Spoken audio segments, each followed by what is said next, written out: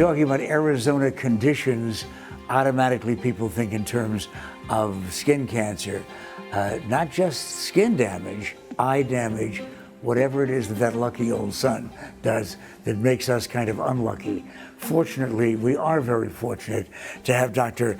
Aleksandar Sekulic from the Mayo Clinic, dermatologist with us. Is there any time that is okay to bask in the sun? I wouldn't use the word bask because it implies intentional exposure. Sun is essential for life, but it also is harmful if we're not protected.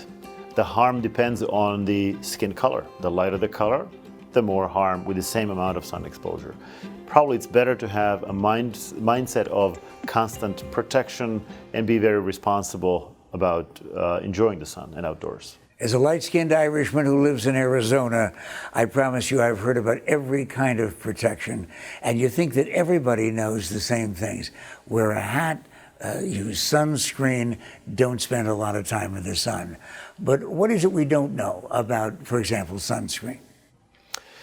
We can start, we'll talk about sunscreen, but I would probably take a step back and I would talk about general sun protection and sun avoidance. Sunscreen, I would say, is only the last frontier, last layer of defense. Avoiding the sun, not being in the direct sun when you can choose, is the first step. Using sun protective clothing, and most tight-weaved clothing is sun protective, is the second. Clothing does not rub off, sunscreen does. Hat for protection of the head and face is important. Brimmed hat, much better than the ball hat because it will cover ears, it will cover the back of the neck. And then sunscreen.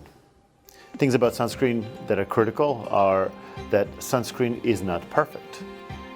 So it needs to be applied in a correct amount, in the correct strength, and needs to be reapplied.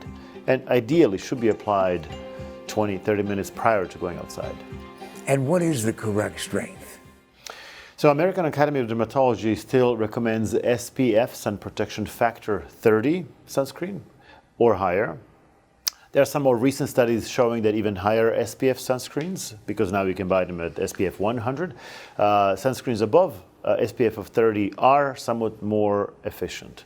Likely because we apply them unevenly, so with a higher strength you get more even coverage. Now I know you feel strongly about the fact that it's easier to remember it alphabetically, and you go A through E.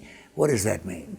So when we talk about A to E, A, B, C, D, E, we talk about signs on the skin that one can look for that may be indicative or maybe a warning sign for a type of skin cancer called melanoma, which is one of the more deadly types of skin cancer. When one looks at a spot, pigmented spot, a mole, one would look at it and say, A, asymmetry. Are the two sides of the mole, if they were cut in half, are they symmetrical or asymmetrical? That would be a warning flag. B, the border. Is it smooth or jagged, scalloped, irregular? C, is it one color in there or is it multiple colors in one spot? D, what is the diameter? Typically something that's larger than a pencil eraser size, which is about 6 millimeters, is a warning sign. And then E, which is probably most important one, but the most recent one, stands for evolution, meaning change. So if there's a change in a previously existing spot or a new spot coming, that's probably the most important factor to look at. Is it true that I even have to be concerned about the medications that I'm taking? Some medications will make people more sun sensitive. And avoiding sun exposure when one takes those medications is going to be very important. I have one additional thing, and I thank you very much, Dr. Aleksandar Sekulic from the Mayo Clinic. This is my tip. Stay indoors and watch the Arizona Daily Mix.